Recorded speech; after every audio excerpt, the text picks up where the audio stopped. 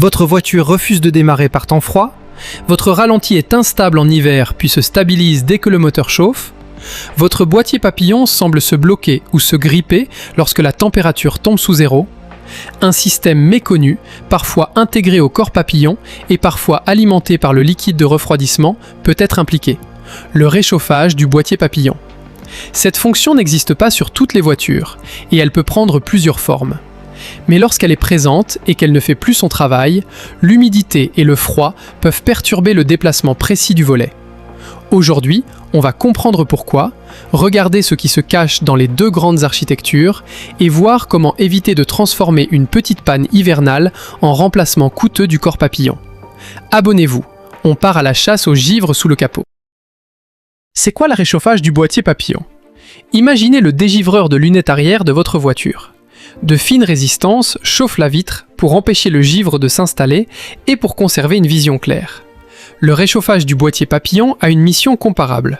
Maintenir la zone du papillon suffisamment tempérée pour limiter la condensation et la formation de glace. Le corps papillon est le robinet d'air du moteur. À l'intérieur, un volet métallique pivote pour laisser entrer plus ou moins d'air. S'il est collé par le givre, il peut rester trop fermé, trop ouvert ou se déplacer avec retard. Dans les cas les plus gênants, le moteur cale, démarre difficilement ou tient un ralenti imprévisible. Suivant le véhicule, le réchauffage peut être assuré par de petits canaux traversés par le liquide de refroidissement chaud. Sur d'autres architectures, plus particulières, il peut s'agir d'un élément électrique PTC. L'objectif reste identique, stabiliser thermiquement le boîtier autour du volet. Type 1, le réchauffage par liquide de refroidissement. Le premier système est le plus répandu historiquement. À première vue, vous verrez deux petites durites reliées au corps papillon. Elles font circuler une petite partie du liquide de refroidissement dans des canaux internes usinés dans le boîtier. Lorsque le moteur monte en température, le liquide chaud quitte le bloc moteur, traverse le corps papillon et retourne vers le circuit de refroidissement. Le métal du boîtier se réchauffe progressivement, ce qui réduit le risque de givre au niveau du volet et de l'axe. C'est une solution passive, simple et robuste. Pas de résistance électrique supplémentaire, pas de relais spécifique à contrôler dans certains montages. Son revers est évident, au tout début d'un démarrage à froid, le liquide est encore froid. Le réchauffage devient réellement efficace quand le moteur commence lui-même à produire de la chaleur. Pour repérer ce système, cherchez ces deux petites durites. Vérifiez-les toujours moteur froid. Elles peuvent se fissurer, suinter ou se débrancher. Une mauvaise circulation du liquide peut rendre le réchauffage inefficace tout en créant une fuite de refroidissement. Type 2, la résistance électrique, PTC. Le deuxième type utilise un élément chauffant électrique à coefficient de température positif, appelé PTC. Son comportement est remarquable. À froid, sa résistance électrique est relativement basse. Il laisse donc passer davantage de courant et produit de la chaleur rapidement. Puis, à mesure que sa température augmente, sa résistance monte fortement. Le courant diminue et l'élément limite naturellement sa propre puissance.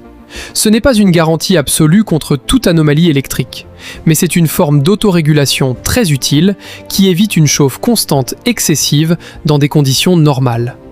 L'élément PTC est souvent associé à un connecteur électrique à 2 fils et peut être intégré au boîtier ou à un module adjacent.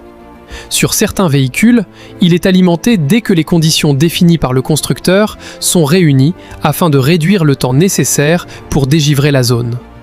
La différence essentielle est donc la vitesse d'action. Le liquide de refroidissement récupère la chaleur du moteur. Le PTC peut apporter une chaleur plus immédiate. Dans tous les cas, la documentation technique du véhicule est indispensable. Ne supposez jamais qu'un boîtier possède un PTC simplement parce qu'il comporte un connecteur. Où se trouve le système ? Le réchauffage est intégré directement dans le corps papillon ou juste à côté. Pour le type liquide, les deux durites sont l'indice le plus visible. Elles rejoignent généralement le petit circuit de refroidissement autour de l'admission. Pour le type électrique, cherchez un module, une résistance ou un connecteur additionnel distinct du connecteur moteur du papillon et des signaux TPS. Les positions varient énormément selon les marques, les années et les motorisations. Un schéma constructeur ou une revue technique adaptée au code moteur vaut toujours mieux qu'une comparaison visuelle avec une photo trouvée en ligne. Pourquoi le froid peut bloquer le papillon ? Le phénomène commence avec l'air humide. Lorsque cet air traverse une admission froide, de l'eau peut se condenser sur les surfaces métalliques. Si la température locale passe sous zéro, ces micro-gouttes deviennent des cristaux de glace. Le bord du volet papillon est particulièrement sensible parce que son jeu mécanique est faible. Une fine couche de givre peut suffire à modifier sa position de repos ou à augmenter les frottements. Sur un moteur turbo, les variations de pression et de température dans l'admission peuvent créer des conditions favorables à la condensation, surtout dans un environnement froid et humide.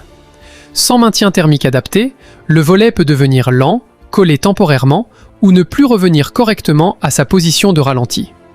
Voilà pourquoi la panne est souvent saisonnière. Elle apparaît le matin par temps froid, puis disparaît à mesure que le moteur chauffe. Si vous découvrez que votre panne suit la météo, abonnez-vous. C'est exactement ce genre d'indice qui évite les mauvais diagnostics. Symptômes d'une panne. Le premier signe est un ralenti très instable, uniquement à froid. Le moteur démarre, hésite entre 600 et 1400 tours par minute, puis devient parfaitement normal 10 minutes plus tard. Vous pouvez également ressentir des calages au démarrage hivernal, des à-coups à la reprise ou une sensation de papillon qui répond mal. Un volet réellement bloqué peut empêcher le moteur de tenir son ralenti ou limiter sa réponse à l'accélérateur. Une surconsommation à froid est possible si le calculateur tente continuellement de compenser un débit d'air incohérent. Un voyant moteur peut apparaître, mais les codes défauts sont souvent indirects. Défaut de position papillon, ralenti ou mélange, plutôt qu'un code dédié au réchauffage. Si vous constatez du givre, une humidité inhabituelle, une fuite de liquide ou une odeur sucrée de refroidissement près de l'admission, vous tenez un indice sérieux. Mais attention, les mêmes symptômes peuvent venir d'un TPS, d'un boîtier encrassé, d'une prise d'air ou d'une vanne de ralenti. Il faut diagnostiquer méthodiquement. Diagnostic, logique avant remplacement. Commencez par comparer les symptômes avec la température extérieure. Une panne qui n'existe qu'en dessous de quelques degrés, puis disparaît une fois le moteur chaud, mérite une inspection du système de réchauffage. Pour un boîtier chauffé par liquide, contrôlez les durites moteurs complètement froids. Cherchez les fissures, traces de liquide séché, collier desserré et raccords endommagés. Vérifiez aussi, selon la procédure constructeur, que le liquide circule correctement et que le niveau de refroidissement est conforme. Pour un PTC électrique, débranchez le connecteur selon les consignes du véhicule et mesurez la résistance à température ambiante. Des valeurs de l'ordre de 10 à 50 ohms sont possibles suivant les modèles, mais elles ne remplacent jamais la valeur de référence constructeur. Un circuit ouvert peut signaler un élément coupé. Une valeur incohérente exige une vérification du faisceau, du fusible ou de la commande. Les codes OBD2 spécifiques sont rares. Le diagnostic repose donc davantage sur le contexte hivernal, l'inspection visuelle, la mesure électrique et le contrôle du circuit de refroidissement. Conséquence, si vous négligez le problème. Ignorer un volet qui colle peut finir par endommager le corps papillon. L'axe, le mécanisme motorisé et les capteurs de position peuvent subir des efforts anormaux. Un corps papillon complet coûte couramment entre 100 et 400 € selon le véhicule, bien plus qu'une durite ou un élément chauffant accessible. Les cycles répétés de condensation, gel et dégel favorisent aussi l'encrassement et peuvent accélérer l'usure de certains contacts ou composants électroniques. Le résultat est une panne qui revient chaque hiver, puis disparaît assez longtemps pour vous faire croire qu'elle est réglée. Remplacement, purge et erreur à éviter. Si la résistance PTC est remplaçable séparément, comptez généralement entre 10 et 30 €. Les durites de réchauffage coûtent souvent entre 5 et 20 €. Si l'ensemble est intégré et endommagé, le corps papillon complet peut coûter entre 80 et 300 €, parfois davantage. Après toute intervention sur des durites de refroidissement, refaites le niveau et purgez le circuit exactement selon la procédure constructeur. Une bulle d'air peut provoquer une mauvaise circulation ou, dans certains moteurs, une surchauffe. Travaillez toujours moteur froid. Ne débranchez pas les durites de réchauffage pour simplifier l'admission ou gagner de la puissance. Cette modification peut supprimer une fonction prévue par le constructeur et créer des problèmes de givrage ou de refroidissement. Ne confondez pas non plus cette panne avec un TPS ou un contacteur papillon défaillant sans avoir vérifié le contexte de température. Vous savez maintenant pourquoi un petit système de réchauffage peut protéger le fonctionnement du papillon en plein hiver. Avant de remplacer un corps papillon à plusieurs centaines d'euros, vérifiez les durites, le PTC éventuel et les symptômes à froid. Si cette vidéo vous a aidé, mettez un pouce bleu, abonnez-vous à la chaîne et dites-nous, votre panne arrive-t-elle seulement quand il gèle ? À très vite pour un nouveau diagnostic.